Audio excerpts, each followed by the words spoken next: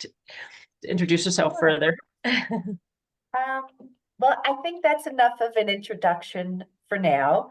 And as I understand from Sherry and Neil, first I want to thank you for inviting me and say that the connection developed between Synagogue of the Summit and Trinidad when Synagogue of the Summit had our Torah dedication. We dedicated a Torah, and some folks from the community from Temple Aaron came up and they said, "Oh, this is great. Let's build a relationship." So it's taken a little while, but I'm so glad to finally be here with you all. And I'm super glad also to have folks from SOS, as we call Synagogue of the Summit, and from Boulder, from Bonei Shalom, one of my favorite.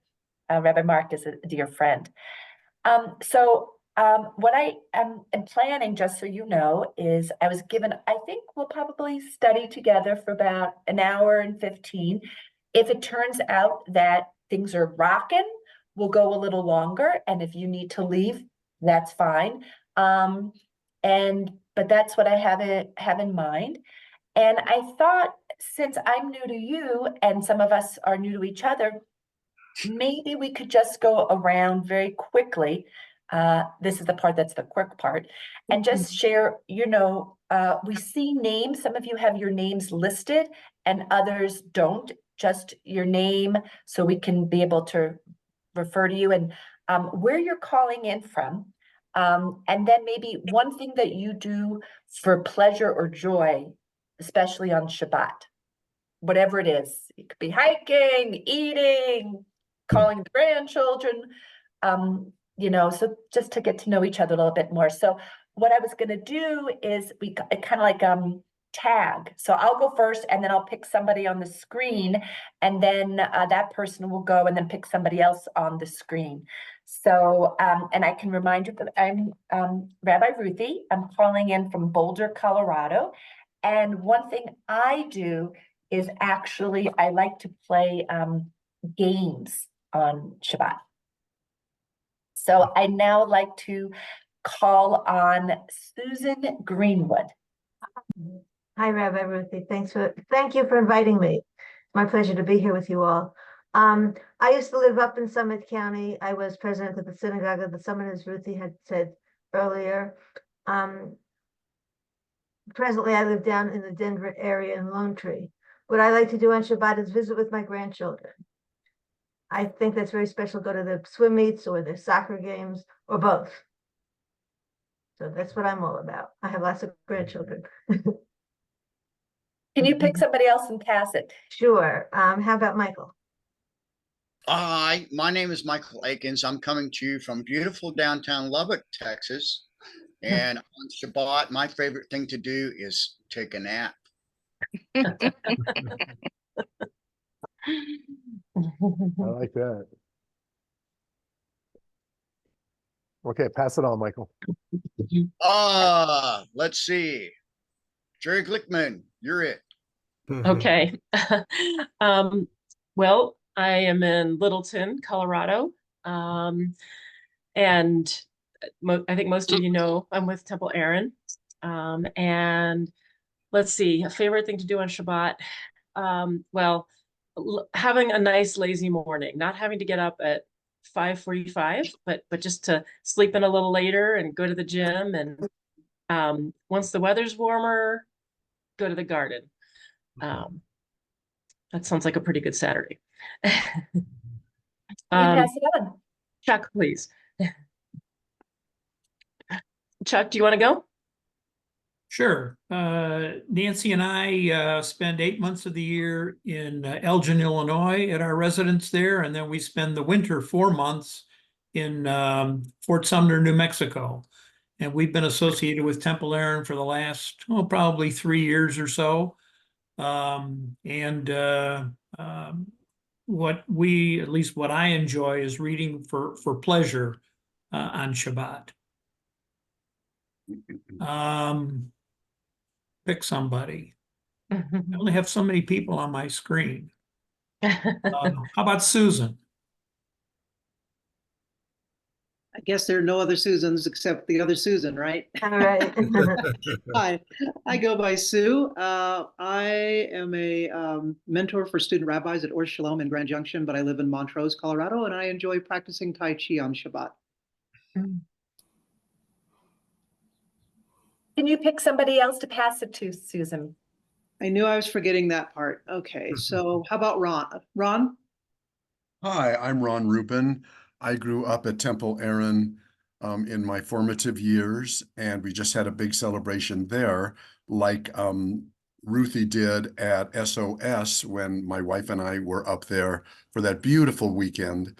And on Shabbat, in the mornings in spring and summer and fall, I like to take a walk and smell the fragrance of the wonderful flowers that are permeating the air. And I shall pick Donna. Oh, Donna Shear. Yes. My name is Donna Medina, and I'm up here in Greenwood Village, Colorado. And I've been a member of Temple Aaron since 2016, I think. And so I think but my actually I do many things, but my favorite thing is just reading Torah studies. I enjoy that. So I'm gonna pass this on to Judy. Yeah, so my name's Judy and I live in Levita, Colorado right now, and am going to be moving to Ohio in a few months. And my favorite thing is to have an unscheduled day. Yeah, And- hooray for that. Let's see. Who hasn't gone? Saroni? Good morning. Hi, my name is Sereny Young, and I live in Monument, Colorado.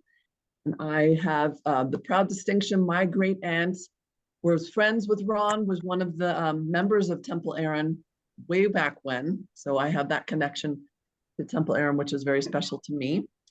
One of my favorite things to do on Shabbat is to go on a hike. But if I'm really honest, I'm probably more in the camp with Sherry that I like to sleep in, is what usually ends up happening if I can't get off my duff to go hiking in the morning. But if I could and get up early, it's my favorite thing to do here in Colorado. And I will pass the baton to Sharon Niederman. Hello, good morning, everyone. Glad to be here. I think I like to take a Shabbat attitude, which I'm trying to cultivate, which I am cultivating. And that is to allow myself the little luxuries of time off throughout the day. So on Shabbat especially, I like to savor a cup of tea in the sunshine. And I guess you would say mindfully, but not self-consciously mindfully. Just take my time to do that, and take more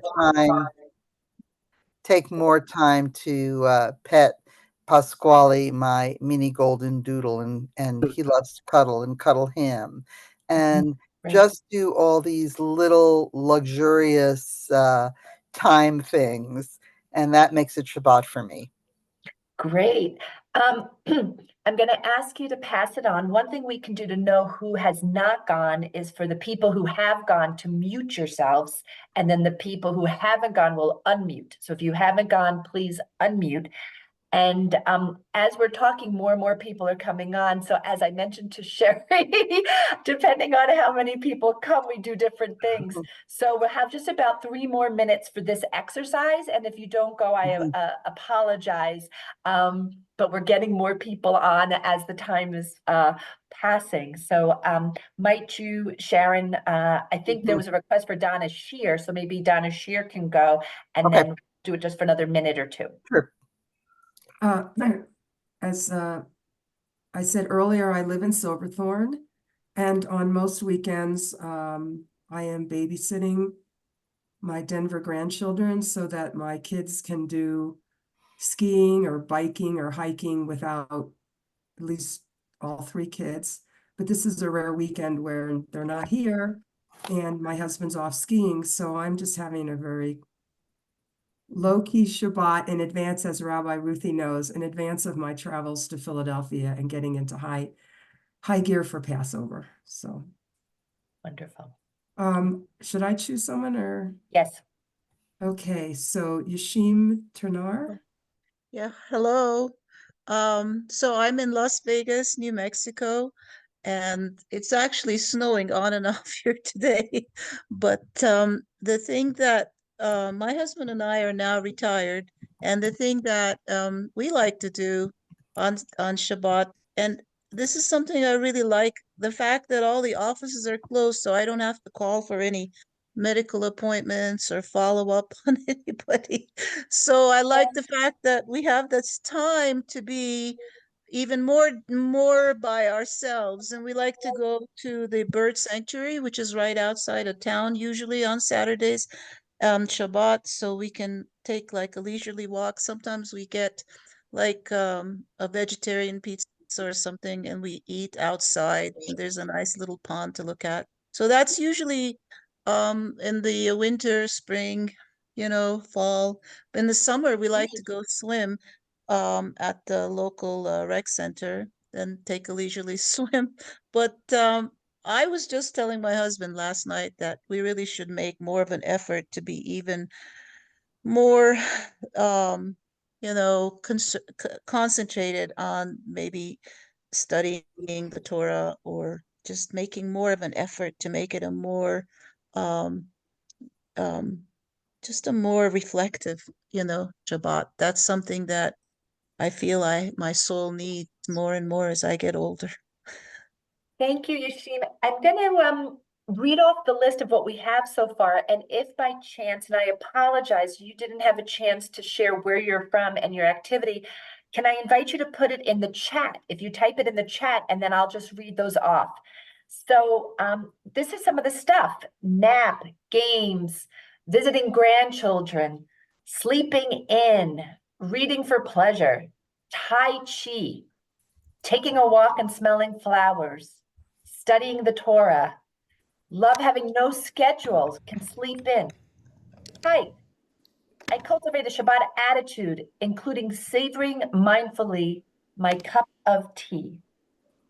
So if you have any, please feel free. If you haven't, Rich is from Albuquerque, and he likes to build shipbuilding. Welcome, Richard. Thank you.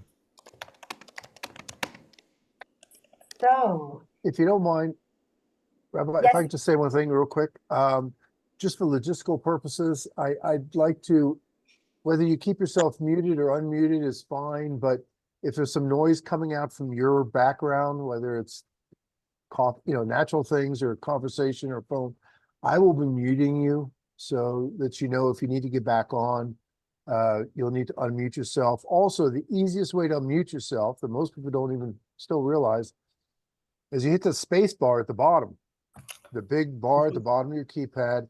You just push it down, speak while it's pressed, then let go, and you're muted again. So letting you know. Thanks. So we just had thank you for that. I really appreciate that, Neil. I also just want to say, Christo, who I know is from Lubbock, Texas, and thank you for putting that into your name. That's really great. Likes to study the Haftorah and also is into model shipbuilding, recently completed making the Titanic. So for those of you who'd like, maybe afterwards, Christo can show that to everyone. So, and feel free, if you haven't typed it in and you'd like to go ahead, just in the interest of time. I'm going to move us forward. And I wanted to begin first by sharing why I'm having us read the part of the Torah that we're going to be reading. And I never know with the group what is repetition and what is new information. So review is never a bad thing. As many of you probably know, and some of you may not, that how much of the Torah to read in any 1 week has not always been set. So there are two main practices One is called the triennial cycle, and one is called the annual cycle. And in ancient Israel, anybody want to take a guess? Was it the triennial, meaning 1/3 of the Torah was read each year, so that after 3 years, the whole Torah was read, or each week, the whole portion was read, so that within 1 year, the whole Torah is read? Anyone want to take a guess? Yes, Krista, what was done in ancient Israel? Can you? It was a type of a triennial. We don't know exactly where You each are part began and ended. correct. You are absolutely correct. And it was the very observant from people in Babylon who began the pattern of reading the whole Torah section, so it was be completed in 1 year. That was not the practice in ancient Israel. And we have records of from Benjamin of Tudela when in the 1100s, when he was traveling, saying that in a place like Egypt, they read 1/3 of the Torah each year, so that in the course of 1 full 3 years, they read the whole Torah. But in the modern period, it became common to read the whole Torah portion, so that in 1 year, you read the whole Torah. And that was done, but beginning in the 19th century with Reform Judaism, and then it extended to Reform, Conservative, Reconstructionist, and Renewal. 1/3, they went into a triennial cycle, and 1/3 of the Torah was read each year, so that we read the whole Torah over the course of 3 years. So because of that, today, this Torah portion is 41 verses, as opposed to reading 91 verses. So when you go to a Reform, a Conservative, a Reconstructionist, a Renewal synagogue, if they're doing the whole part of the triennial, it's shorter than if you go to an Orthodox synagogue where the annual cycle is still done. So we're in the middle of the triennial cycle of Parshat Shmini, which means we have the benefit of reading all about food laws.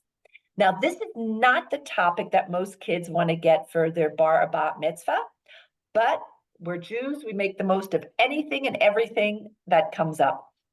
So I wanted to begin with a quick question and just take a couple of responses. Is what informs food choices? Does that go, what informs your, or not even yours, but it could be yours or in general, people's food choices? Anybody want to take a guess or share? Yes, Michael. Yes, Susan? I just said availability. Availability. Gotcha. Michael, and feel free to type it in the chat if that also works for you. Michael, you were going to share? I'm going to ask you to unmute. There we go. Commercial advertising. Commercial advertising. Wow. Okay. Anybody else? Yeah. For some, cost is a big factor. Okay, so we have cost, advertising. Yep. What else? Health choices. Health choices. Is that Yashim who said health choices? No. Who said health choices? It was It was Leona. Thank you, Leona. Anybody else? What your family ate before you. Oh, tradition. Tradition. Yep. Anybody else? Well, I'm a vegetarian, so that's always a choice for me, whether or not something is, vegetarian or vegan. If it contains meat, I won't eat it. Can I ask you, Yashim, what informs your vegetarianism? Why are you a vegetarian because of cost or because of health or some other reason? Well, health, but I always had a reaction to eating meat and meat byproducts. I have a body reaction somehow, and I looked into my blood type, people with B plus, I'm a B positive blood type, and they say that we're adapted better for vegetarian, food. Got it. It Thank works you. for me. Anybody else? Just individual palate. Taste. Oh, yeah. Okay. Interesting. Taste. Okay. Okay. Anybody else? So Interesting. Okay, so you guys, I love asking questions like this because none of you gave any of the reasons that I thought would be given, which is so wonderful, right?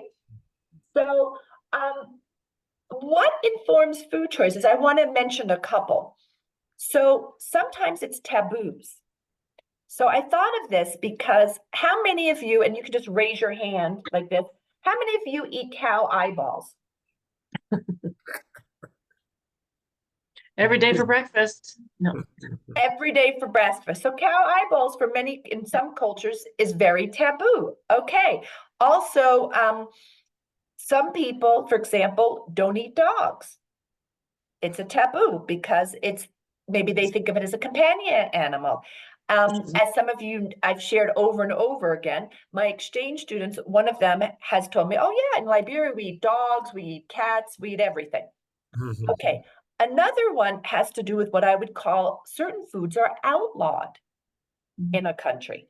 So, how many people here, eat unpasteurized milk and the French eat unpasteurized cheese, which is considered a delicacy, but you really can't get that here. Maybe in some parts you can, but it's harder to get certain foods because they're outlawed in the US. Another one is certain foods are seeing, and this was not good for your health.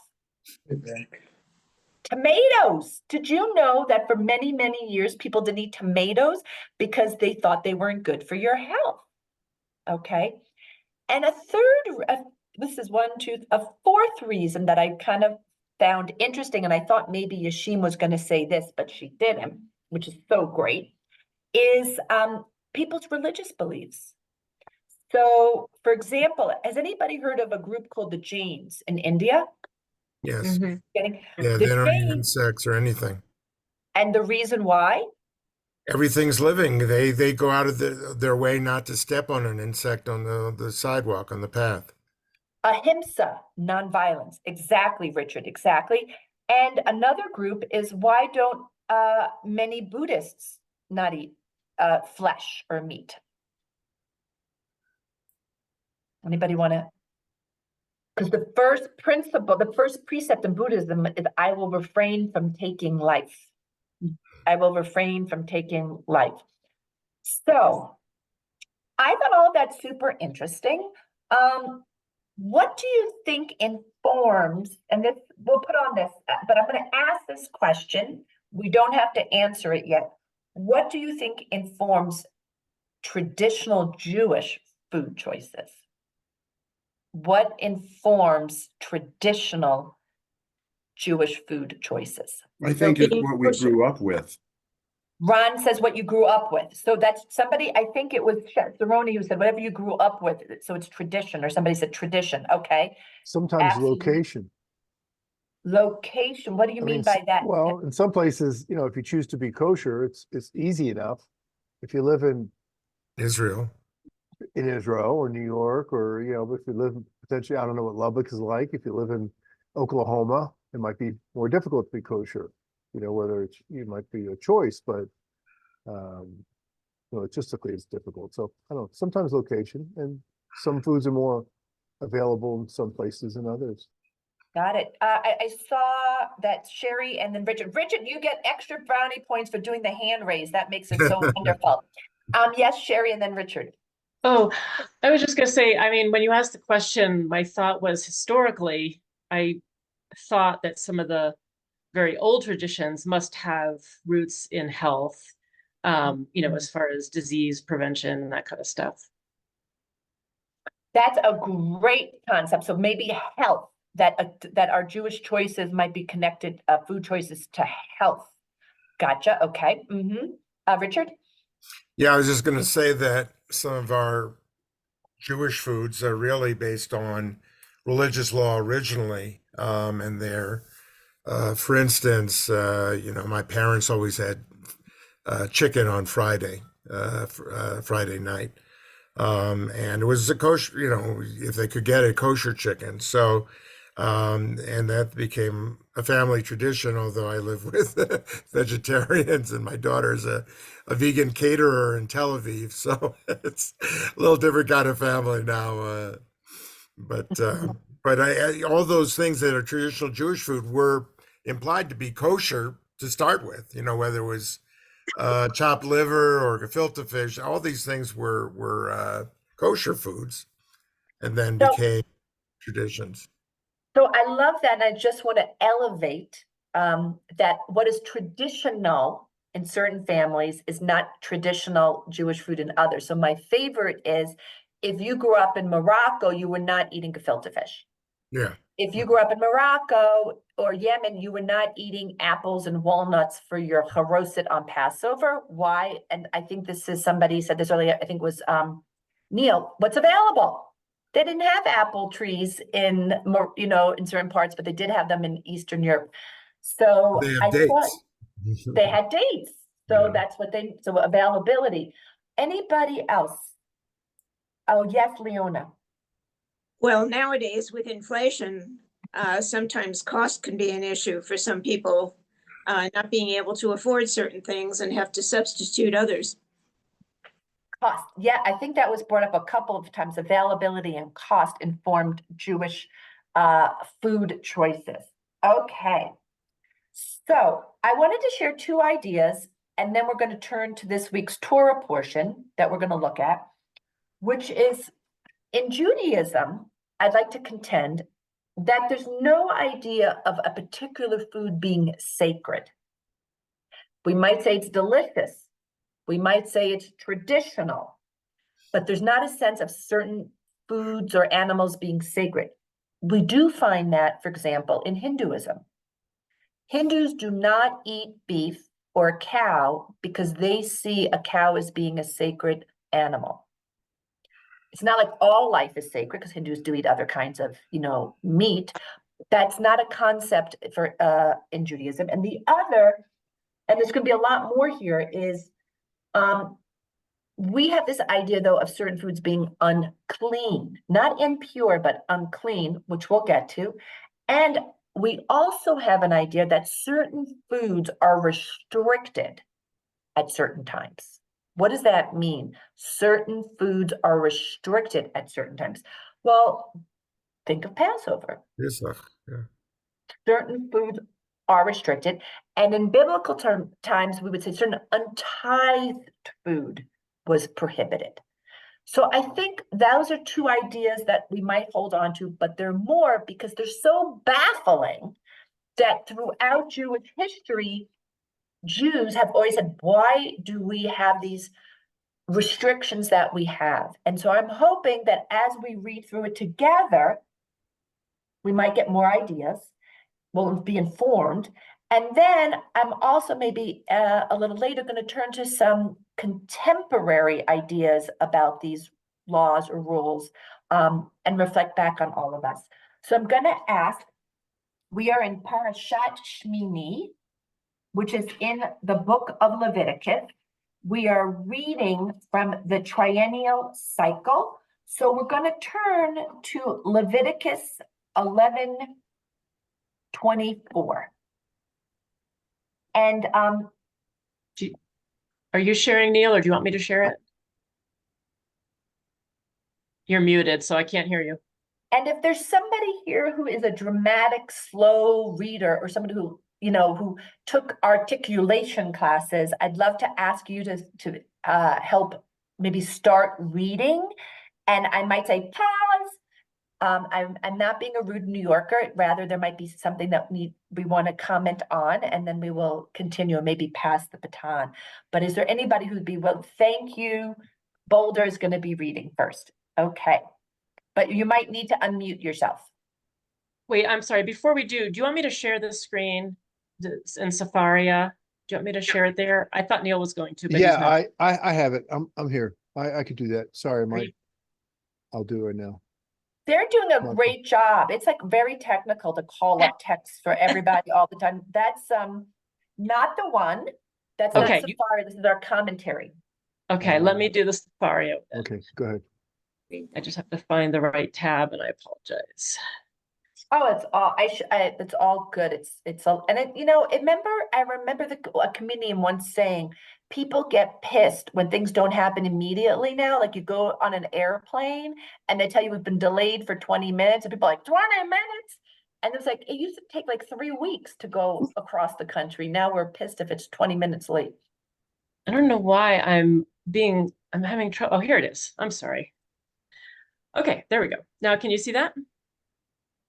Yeah. Can we have a head nod or a thumbs up if everybody, I see it, but hopefully, yeah, okay, I see it. great. So can our reader who volunteered begin, and we're going to read it in the English and we'll refer to Hebrew as needed. Oh, and I wasn't volunteering, Rabbi Ruthie. I was going to make another comment on food, but I can volunteer to read. And this is 11. I have my Bible right in front, the Tanakh right in front of me. So it's 11. I'm sorry. 1. Leviticus 11:1. And if it turns out it's a different translation, I may ask somebody else to, because it might be a little confusing for people when what you're reading is different than what they're I'm seeing. sorry. Okay, well, we'll give it a try, and if it doesn't work, I'll stop. It's on the screen too. It's hard. Okay. It's harder for me to read it on this. Okay, and I'll just start with what I've got. And then if it's not working, just stop me. Perfect. And the Lord spoke unto Moses and to Aaron, saying unto them. Pause. We need a different translation. Okay, sorry. Okay, can somebody else be willing to read? Who This can is from read the it from? JPS. Is that okay? Who would like to read? Cerrone? That sounds like the original JPS from 1917. I got 2 or 3 of those lying around somewhere. Yeah, Yeah, it might this be is- from that. Yeah, it might Yeah. be from 1917. Sarah had her hand up. Yeah, Oh, I can read. Go ahead. Go ahead, Sam. Oh, did you want to, Christo? You can. Or what, we can tag team. Okay, let's go tag team. Krista? Alrighty. The Eternal One spoke to Moses and Aaron, saying to them, Speak to the Israelite people thus. These are the creatures that you may eat from among all the land animals. Okay, pause. What's a land animal? That's like something that lives on the land as opposed to the sky or the water. Okay, keep on going. Thank you.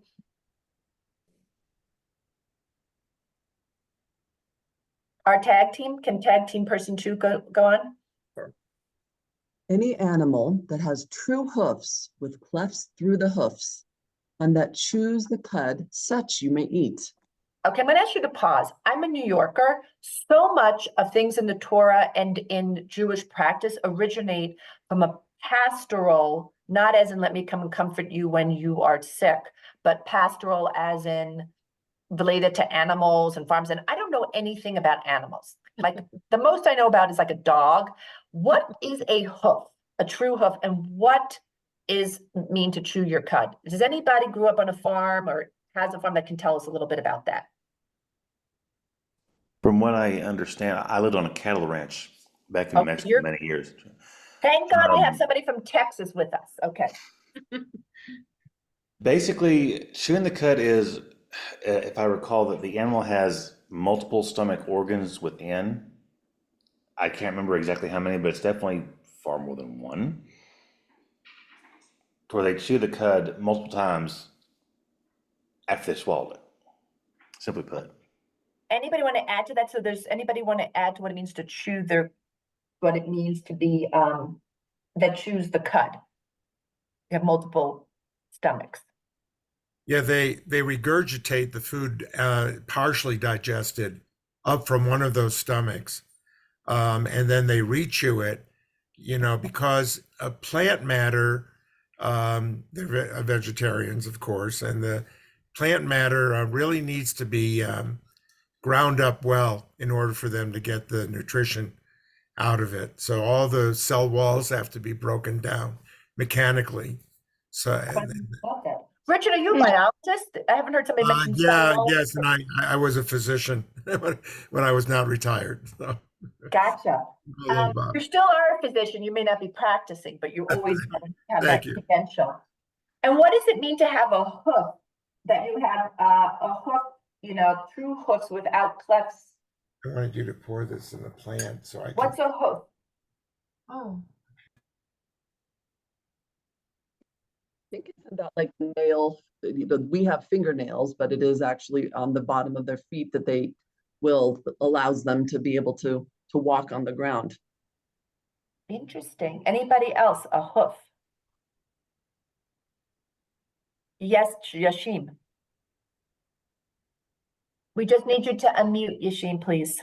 Yeah, I think it has something to do with whether or not the shape of the foot, it touches the earth or not. There's like a section of the hoof that is actually, it doesn't touch the earth fully. I think that's something that goes into this discussion about, I don't know, but it's that hardened piece of the foot that it's hardened and the nails are hardened.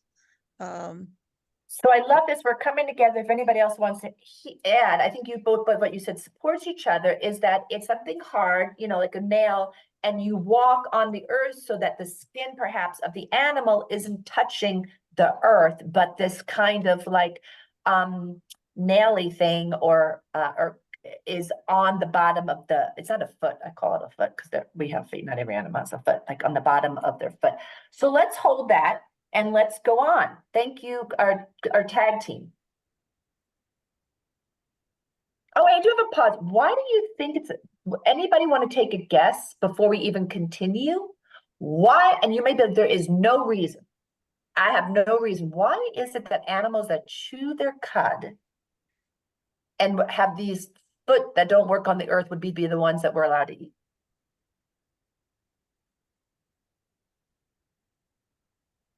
If memory serves me, according to not only the Mishnah, but later on even both Talmuds, I keep finding the statement, the issue has not been resolved to this day. Interesting. The discussion continues. Yep. Anybody else? I would also just add a little factoid, is there's actually a kibbutz near where I used to live in Israel that has genetically engineered pigs so that they can be kosher because they no longer. So talk about how things change. You just made my day, Sarah. I'd love to have some kosher bacon. Kosher bacon. There you go. Oh my gosh, that's I amazing. in no way want to also say, I'm not trying to make anybody uncomfortable. I just want us to engage with our text. You know, what we do with it is different. This is just so interesting just to engage and hear what was of concern for our, you know, our ancestors. I think that animals that have hoofs with clefts and chew their cud are not eating other animals. Oh, I love that. Okay. I want you to hold on to that. I want you to hold on to that. I like that, Donna, just because it kind of is going to coincide with one of my beliefs, but that doesn't mean it's right. Of course, I like anybody who has the same belief that I do. So that these are animals that are not hunter animals. They're not hunter animals. Interesting. So let's hold on to that.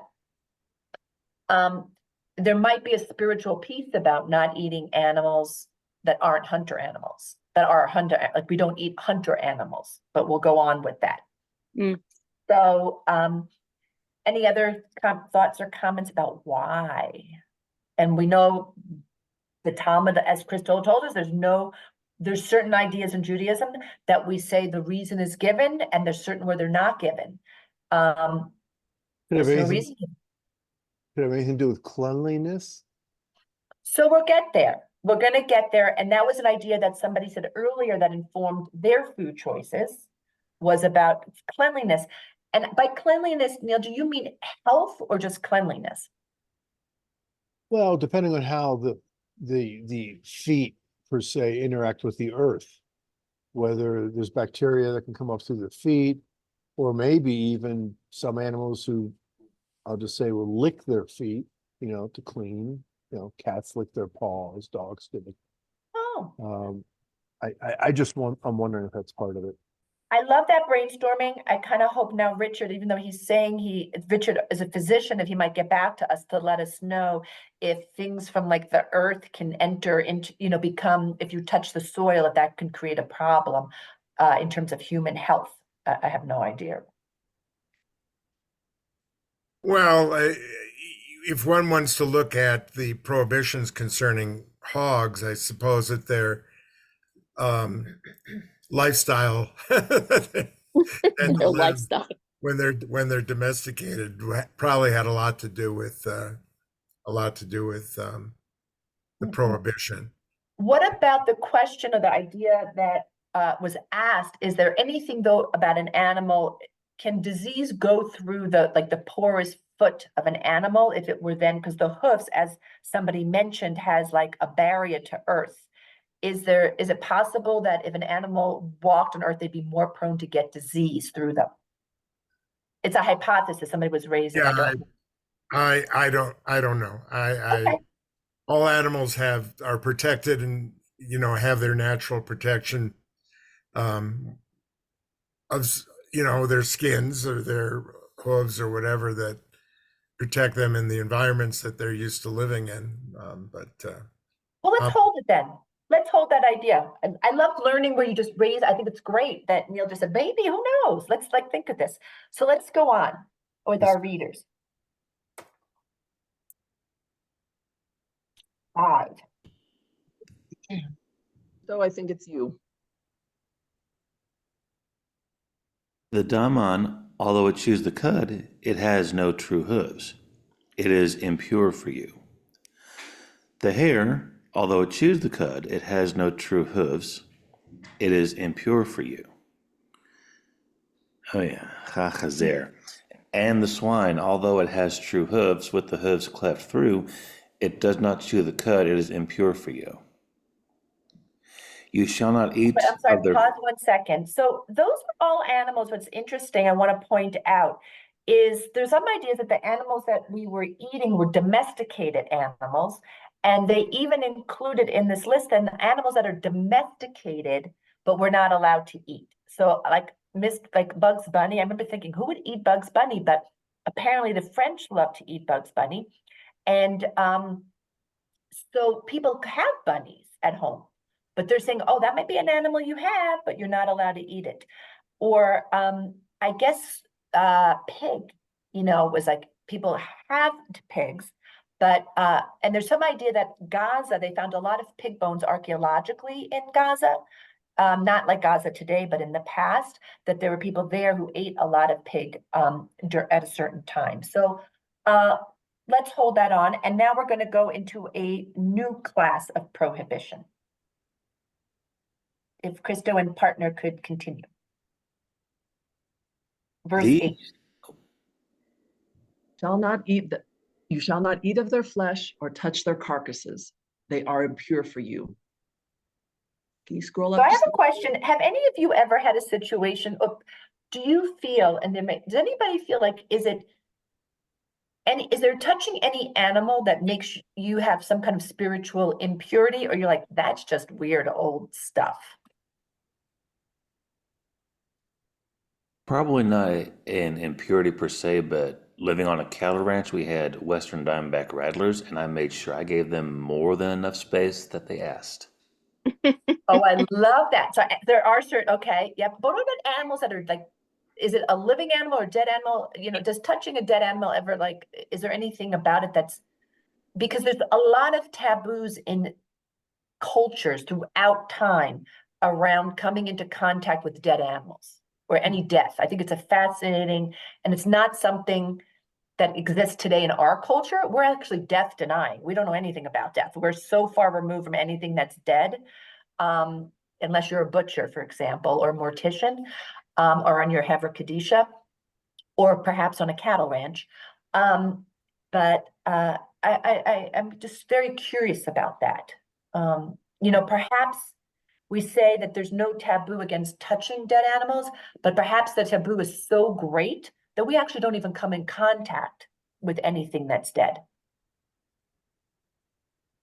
Oh, this is fascinating. In Indian culture, there is that issue about dead animals and humans. Anne, could you say more about that? If you'd be willing to unmute. I don't know it too well, but I do know that, for example, there's a caste, you know, the Dalits or what I call the untouchables that typically do that work. I have to look into more for the specifics of, but they're kind of, it's still, they're very much a caste-based system, even though they've been trying to get rid of caste. And so they have this sort of lowest caste, if you will. And I think there's this entire issue of that making you kind of polluted. You know what I mean? Yeah, a spirit, they think it's a spiritual, and that's a topic for another day, because I don't think they think it's like a dirtiness that's like you can't wash it. There's some idea of some kind of spiritual impurity. There is that idea in Judaism, but how it's handled is differently, and we can look at that. It's coming up. And just to be clear, this isn't Hinduism. I'm Christian, so this doesn't really apply to us, but it is an Indian cultural thing that is part of the Hindu religion. Oh, interesting. And you are a Southeast Asian Christian Indian. South Indian, yeah. Southeast Asian. South Asian, yeah. South Asian. So Southeast Asia is a little bit different. So South Asia, yeah. My apologies. Thank you for that correction. South Asian. Okay, let's keep on reading.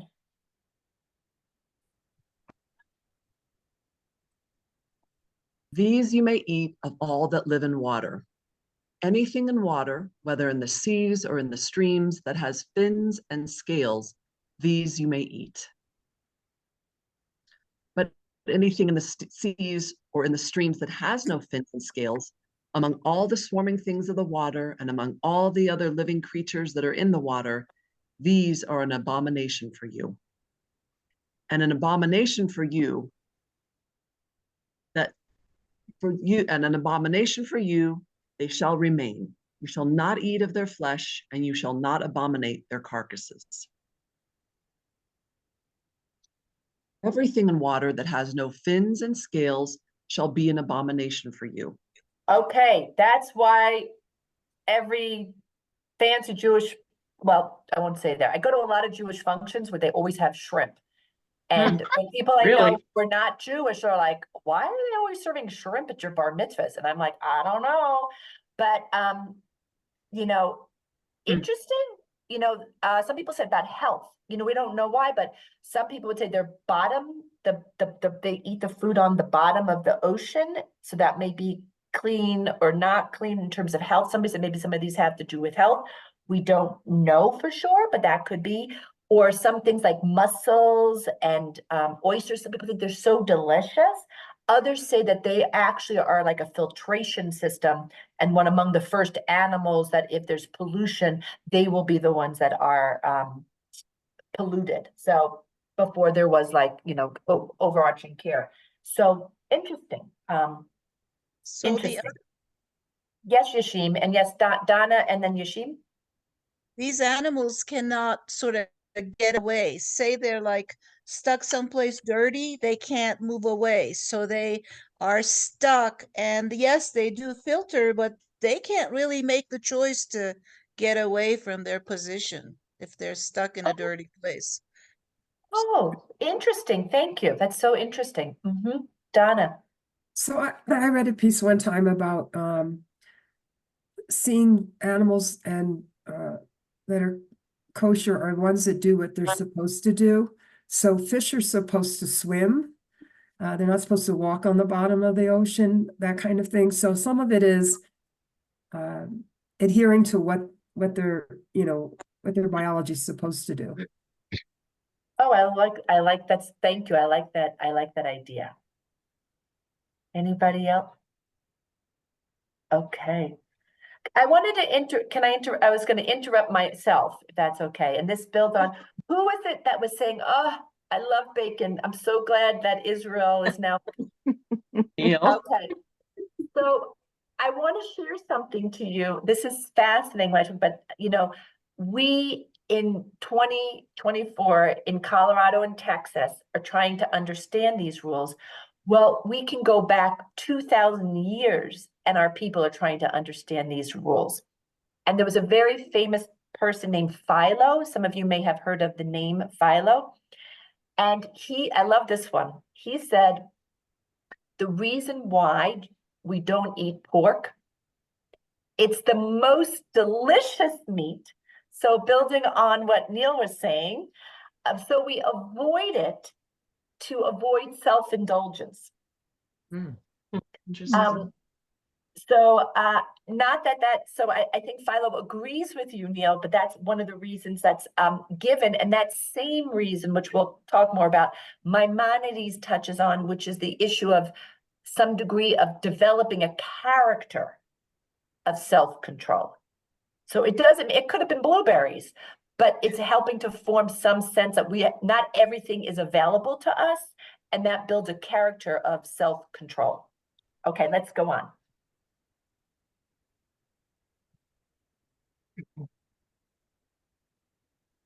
Yes, Chuck. Did Chuck raise? Oh, Chuck, you didn't raise your hand, but you showed up as a hand on my screen. Yeah. I was going to say that this entire discussion, what we're doing is we're parsing whether the Torah is from God or whether it's just man-made. Because if it's from God, why should we question why God says whatever God imposes on us? I mean, it is what it is. You don't like it, you don't have to be Jewish, but otherwise, that's the deal. If it's man-made, then we can go into, okay, whether it's healthy, this is a healthy animal, or whether this is an animal that forages on carrion. I mean, we can go into all of that.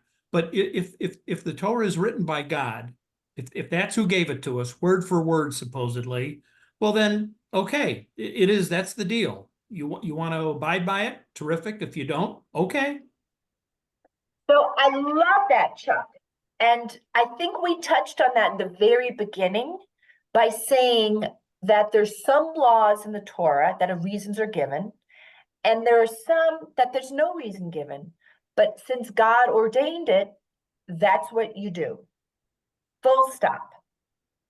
And part of the reason I'm bringing some of this other stuff in is I'm assuming that even if that's the case, our people throughout the generations have always tried to find a sense of reason from within the tradition.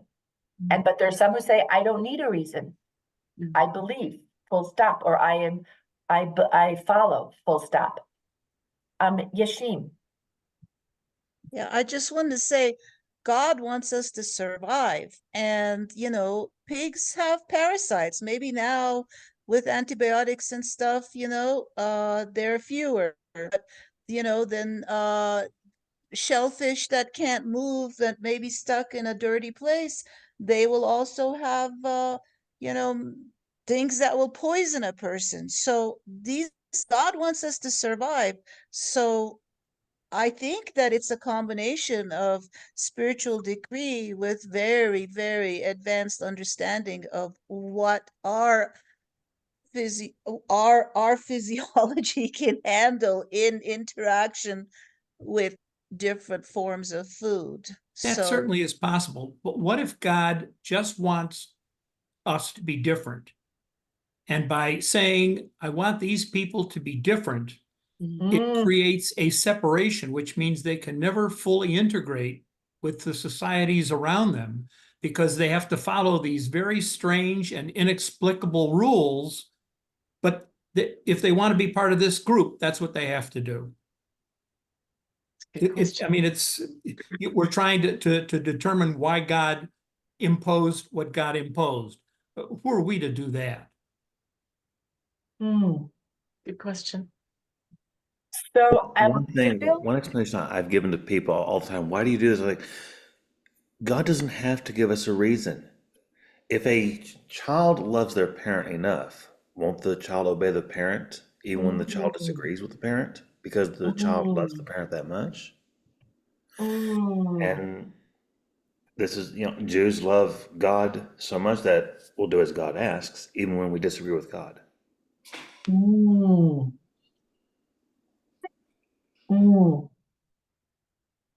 It's just one more. That is interesting. I like that. So where would stubbornism come in? We say maybe. What do you mean by stubbornism? Well, a child may love his parents with all their heart, or we might love and respect God with all our heart. But out of stubbornism, or I don't know, maybe it's desire, and maybe that's what God is trying to keep us from having overarching desire, and like Chuck said, make us unique.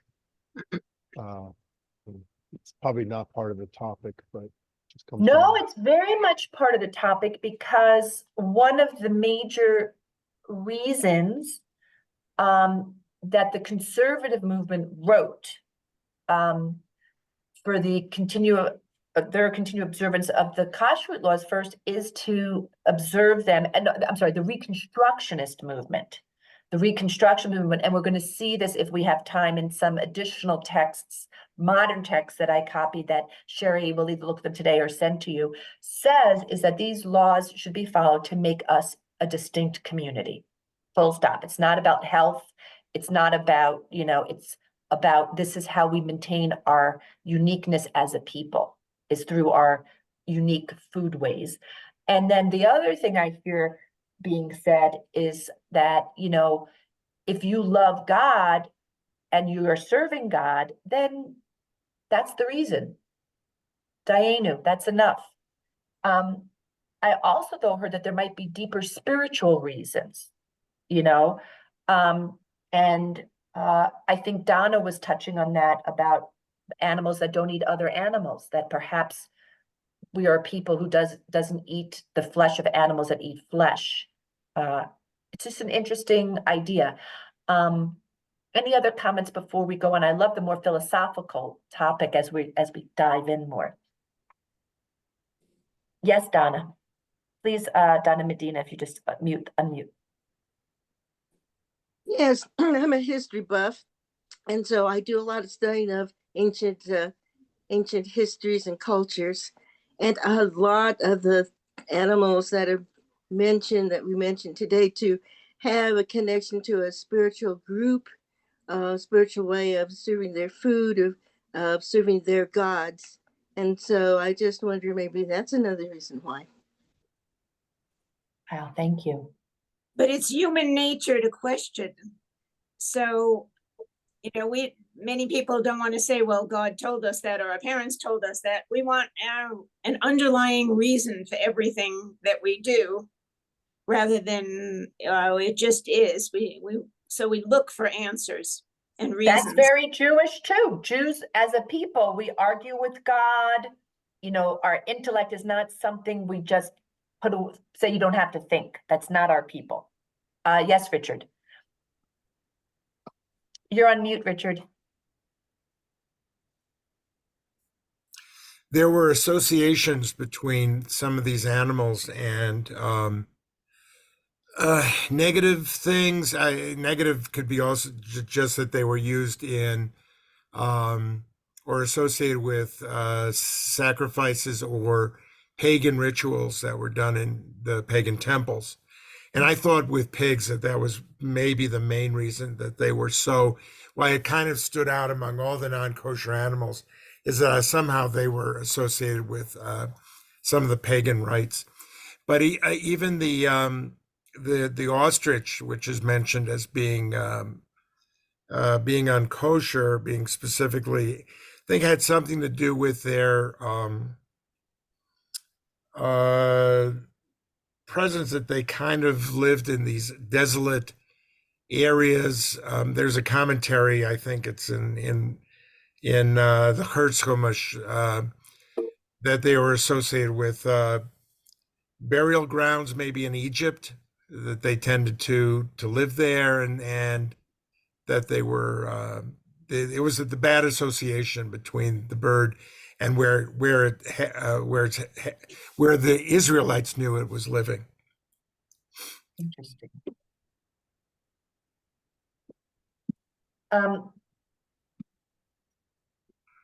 Let's go on. I think up to verse 13. Did you want to go? Christo, would you like to go as Sharoni, or if you guys are like, I don't want to read anymore, let It's me know. fine. Okay. The following you shall abominate among the birds. They shall not be eaten, they are an abomination. the eagle, the vulture, and the black vulture. The kite, falcons of every variety, all varieties of raven. The ostrich, the nighthawk, the seagull, hawks of every variety. The little owl, the cormorant, and the great owl. The white owl, the pelican, and I would say that's bustard, probably buzzard they meant. The stork, herons of every variety, the hoopoe, and the bat. Okay, let's pause because that's the next category. Any comments about these are the birds that we're not allowed to eat? Each one of them is largely, from what I can tell, a scavenger. They clean up the world pretty much. They're birds of prey. Mm-hmm. So we have scavengers and birds of prey. Why wouldn't they be allowed? For those of us who are questioning, we just know there's a category that birds of prey and scavengers we are prohibited.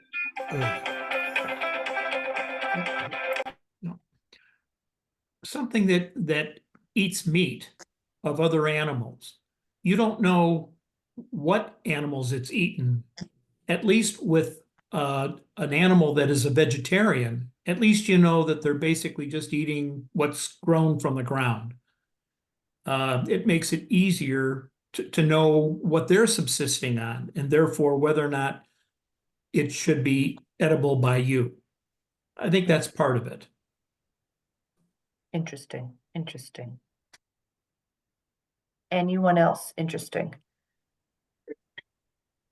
Do you eat ducks?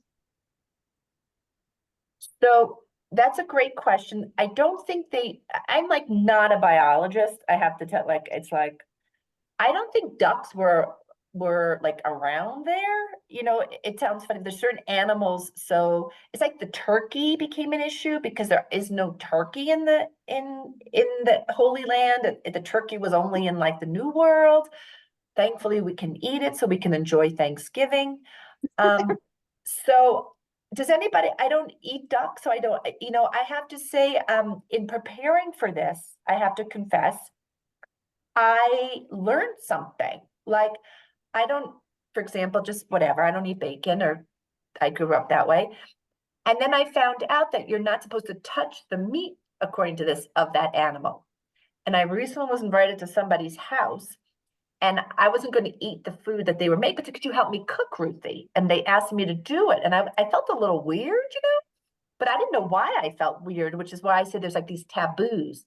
I guess some people like to have like meat or things with bacon wrapped around it. And then I felt awkward. I went home, and then I was reading this yesterday. I was like, oh gosh. And I said to my husband, honey, I wasn't supposed to do that, but I didn't know because I never eat that food, you know? So it's interesting that some things become, I think some people were saying earlier that whatever your family did, that helps to inform your food norms.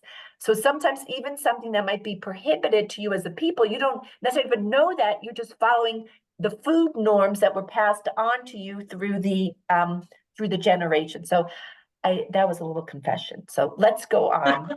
I'm like beating myself at Yom Kippur. I apologize for rolling the bacon Just look it around. up, and ducks are in fact kosher. Yeah. Well, that means duck à l'orange is available to all of us. Okay.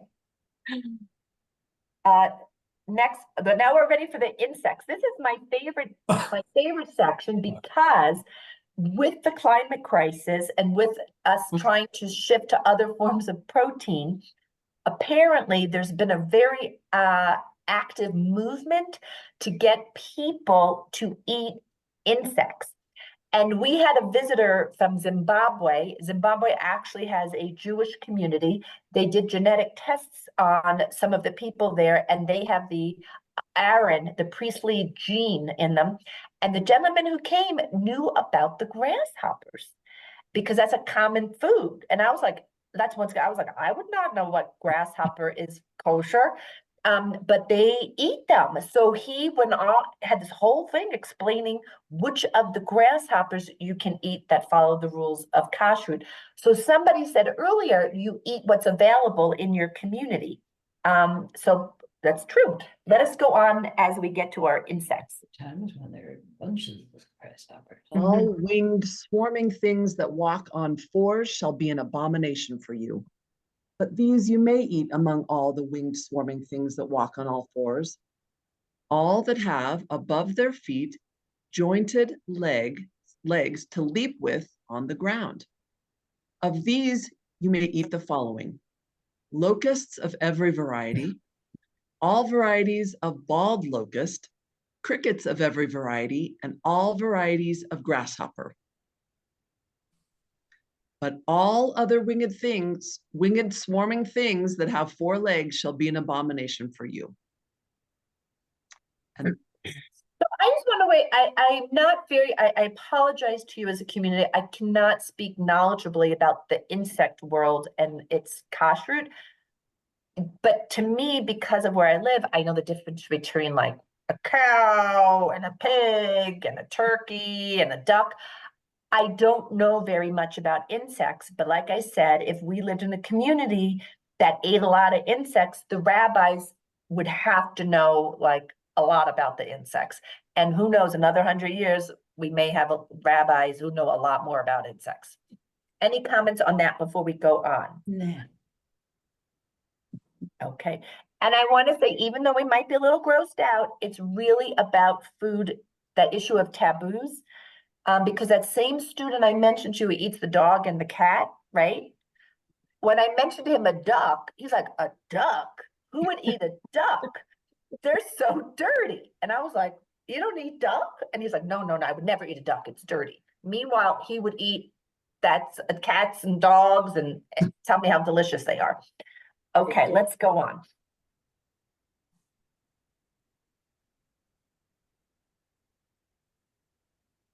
Verse 22.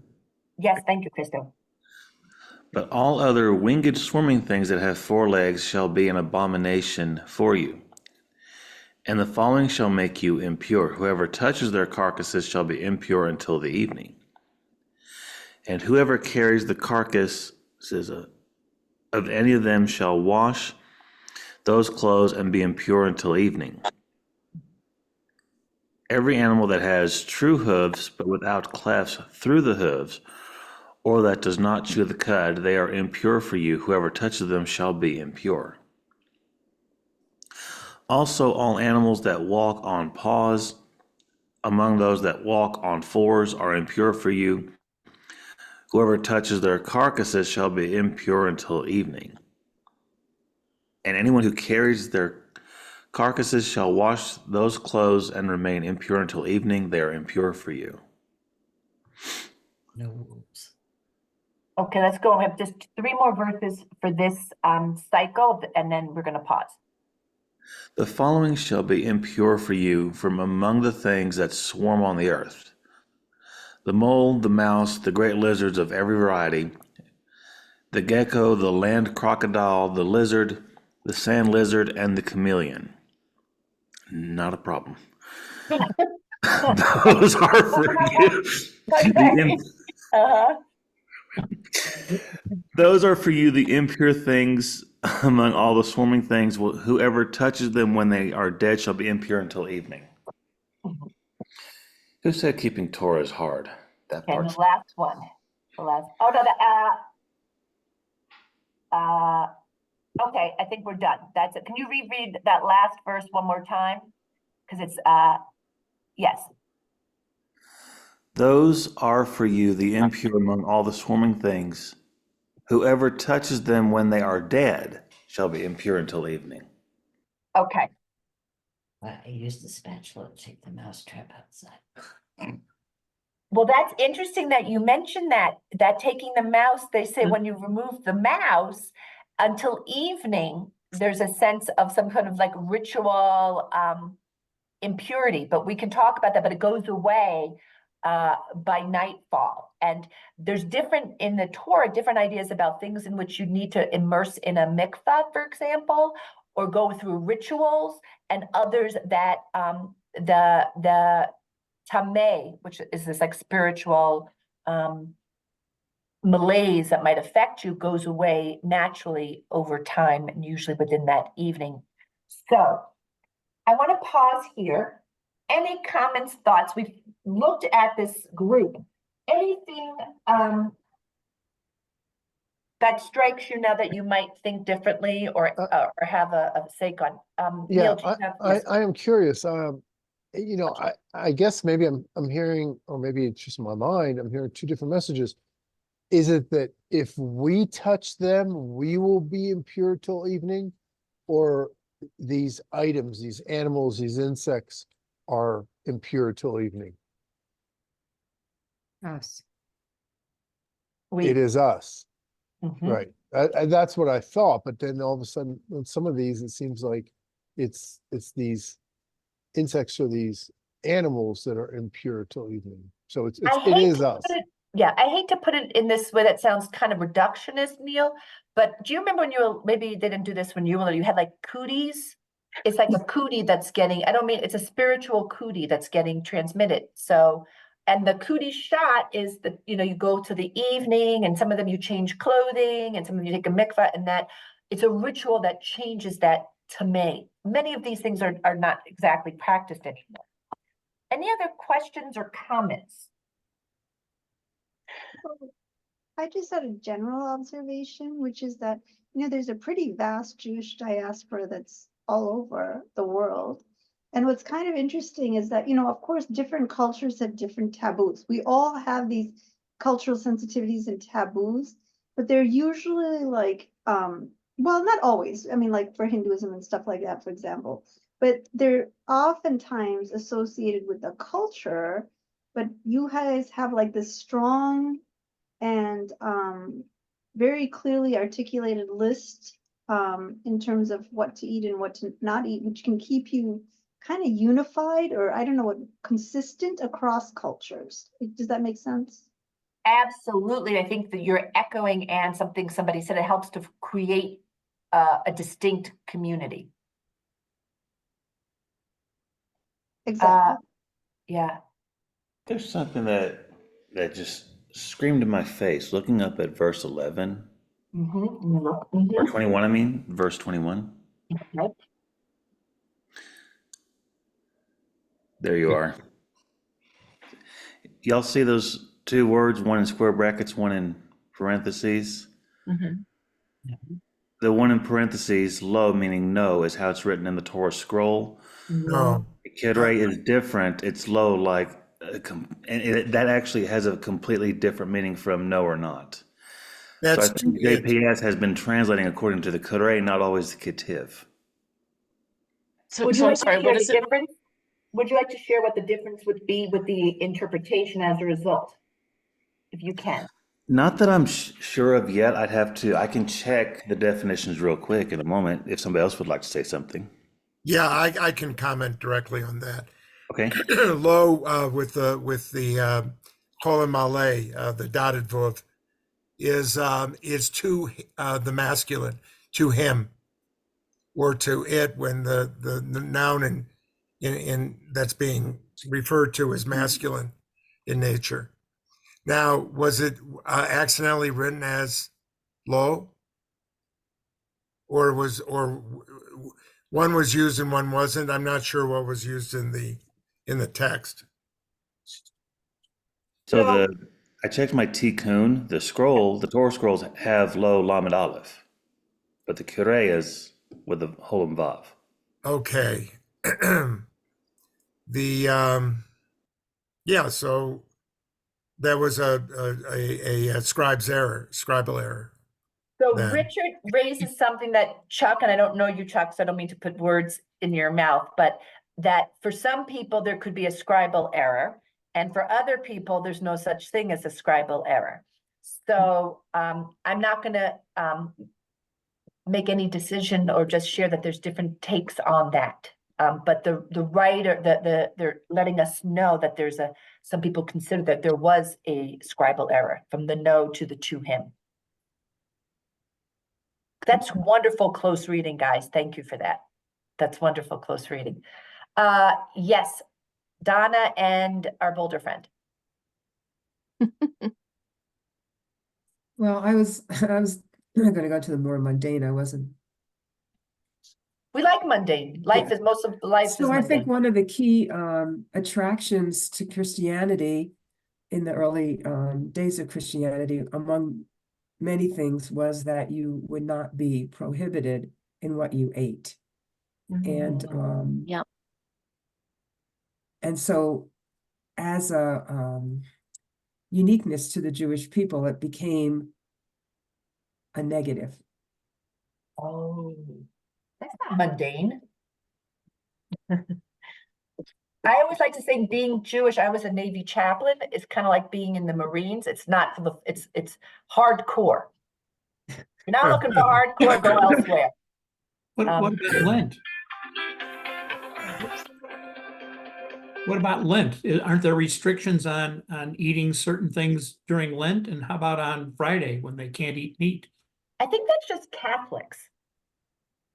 I believe it's historical. It has to do with taxes on I think the fishmongers were mostly Jewish, and they were and I have to look at the history, but it has something to do with the Catholic Church's allowance of fish for letting people have like make a living by selling their fish. There's something about it. I have to look into it. I remember reading it. It's also economical with the Catholic Church, this business of fish. Yeah.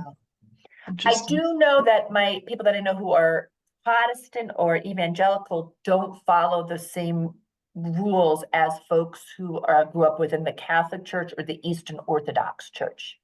Yeah, okay, our so- Boulder friend and Richard. Jesus. As a Catholic, that is true. We do, but I mean, there might definitely be some economic reasons for that. I don't know all the history. I mean, there's a lot of, it's 2,000 years, so. But from a spiritual perspective, it's kind of like so that we can kind of suffer with Christ, like there's an honoring of his sacrifice. Like that's, how we're raised to think about it. But there might be other reasons that I'm just not aware of. Interesting. Okay, our Boulder friend. Hi. Oops. Like, I don't know. Can everybody hear me? Mm-hmm. Yeah, good. I'm Stephanie from Boulder. And I was just wondering about, the uncleanness lasts until evening. And I was wondering if, since Jewish days start at sunset of, the day before, if there's a reset at evening because it's a new day. It's the next day.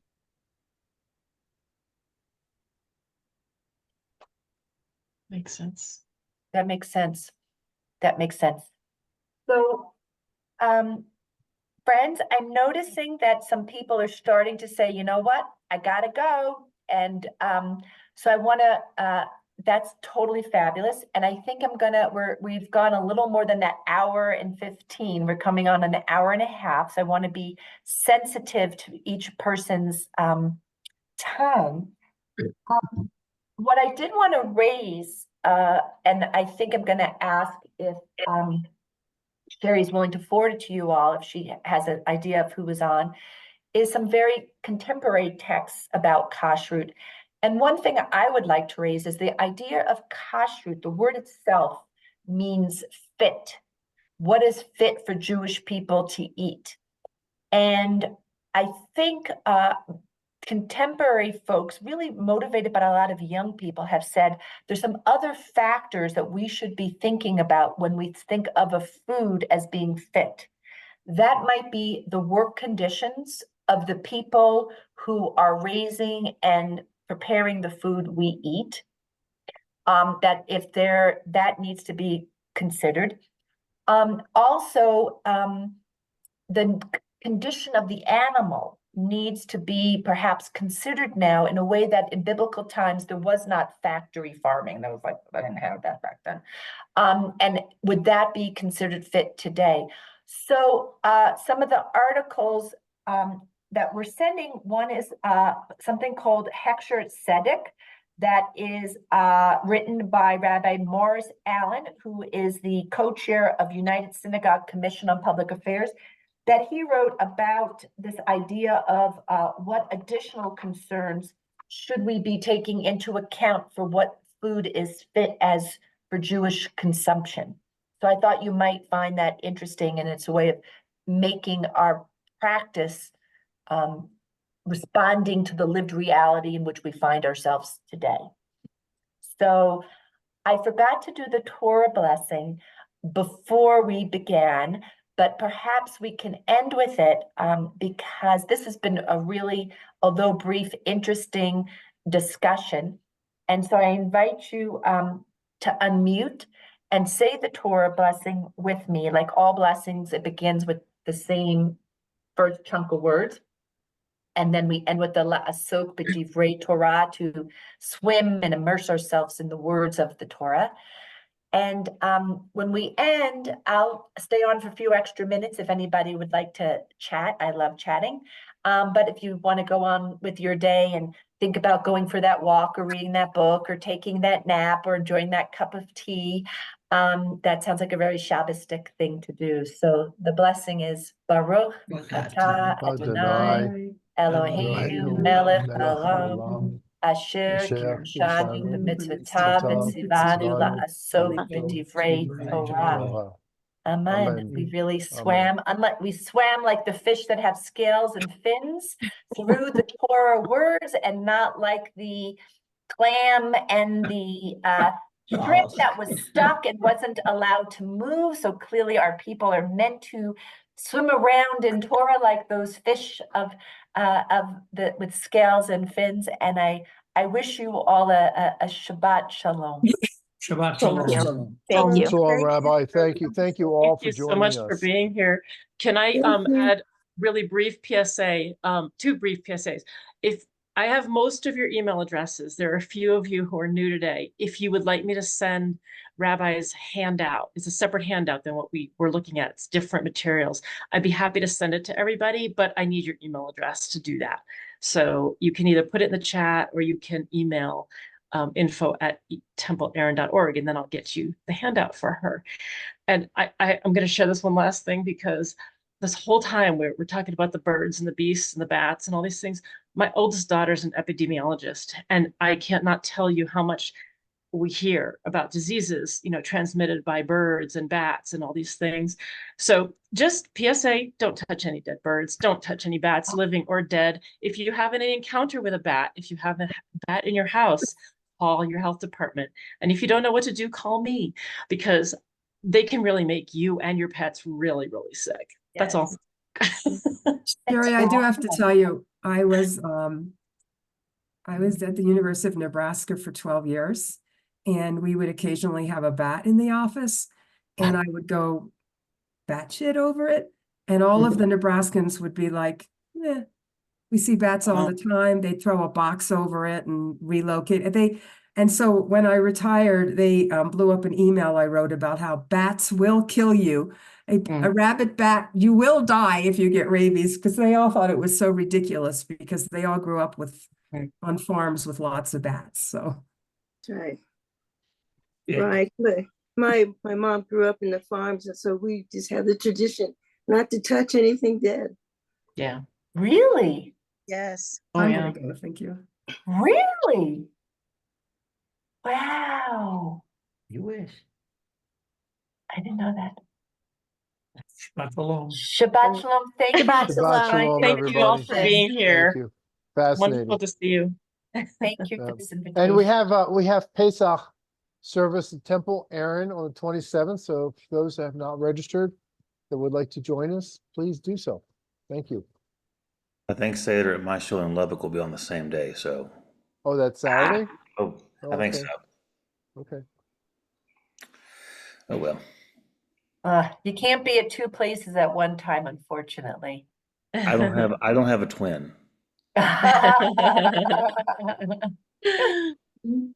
Yashim, how are you doing?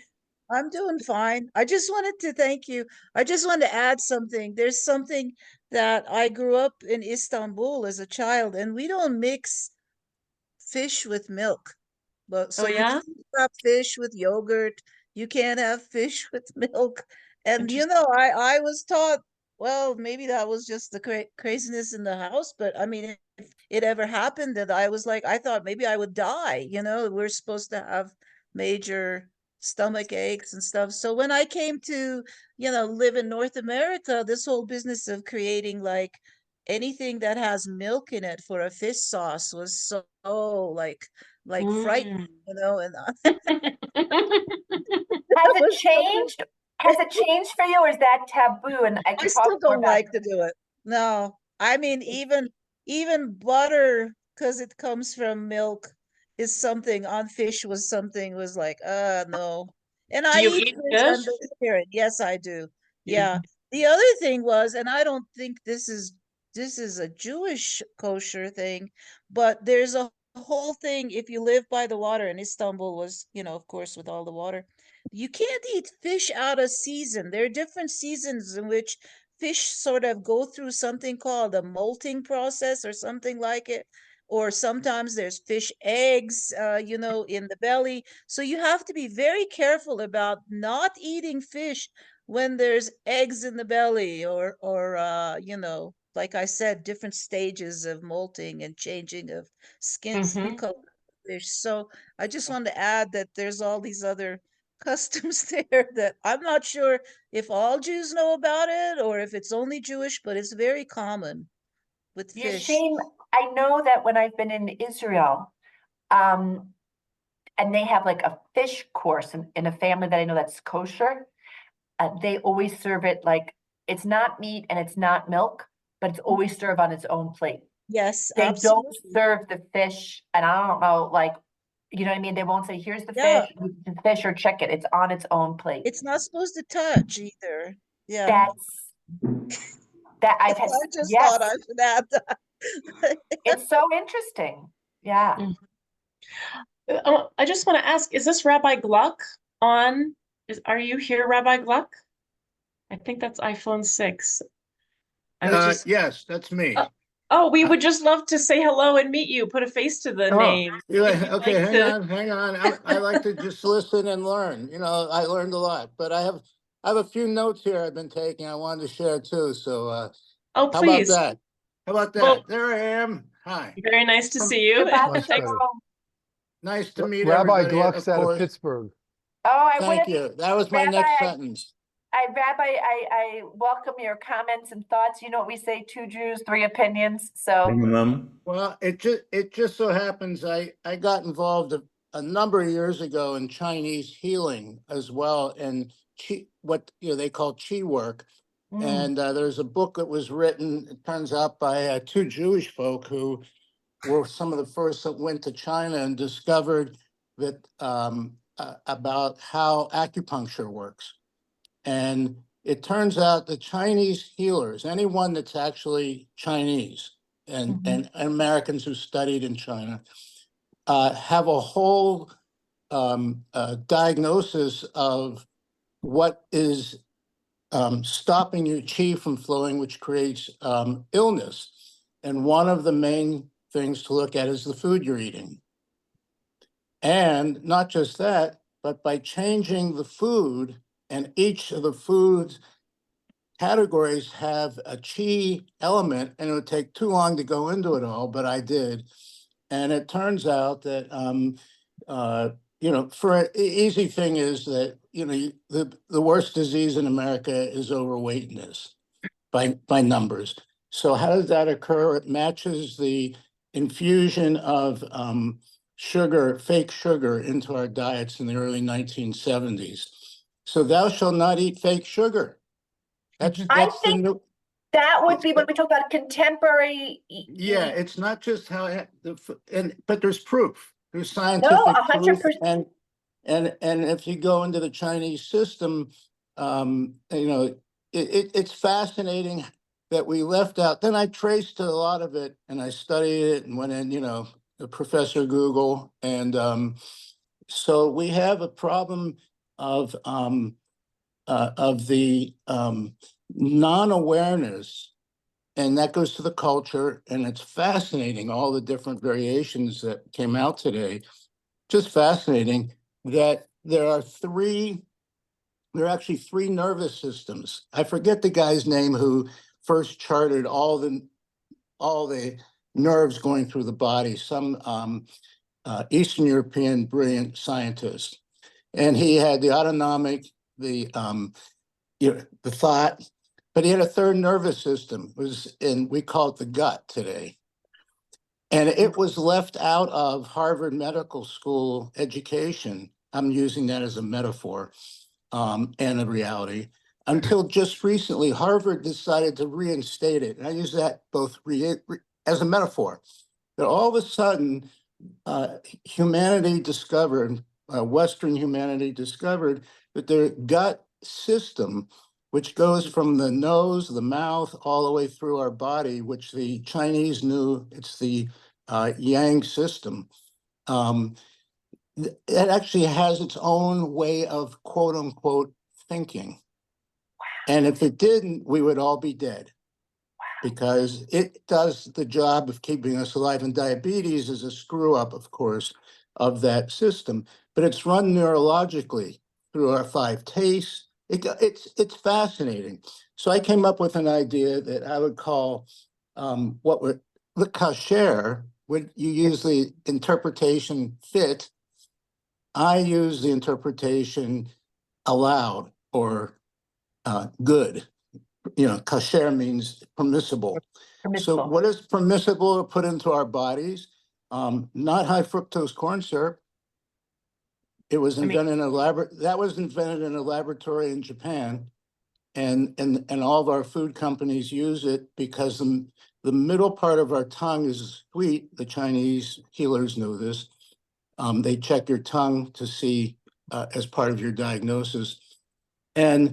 But our scientists in the West can tell you that directly from that point of our tongue to a part of our brain, there's a direct wire. So as soon as we taste sweetness, we want more. Why? Because it was hard to get. So all this, I have a joke. Okay, can't tell the joke about what happened to the guys who went out to the field, how language was invented. All the men went out to the field to look for the meat. And the women were back at the cave taking care of the children. I better leave my joke at that point. Well, it seems like the men failed at what they were doing, and the women succeeded, and that's why we're all here.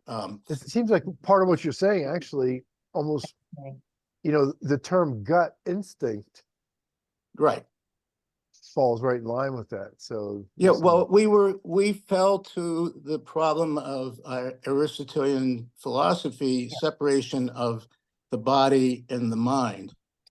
And it's fascinating that Joseph wanted his body. I mix them all together, because I'm reading all this stuff. But it comes out that I like I think it's permissible. The gentleman, I don't know who it was, who was talking about how you should just accept Torah as it is, and that separates us. And we've heard that. Okay, and we've heard that 100 times. But what I follow the teachings of that, and there's no synagogue in Tanakh. There are no rabbis in Tanakh. In the Midot, the interpretations, we've been interpreting Torah since the beginning. And we all know that who've studied it. So we have the moorings and the reach, as one of my professors at HUC used to say. And I like that. That came out today.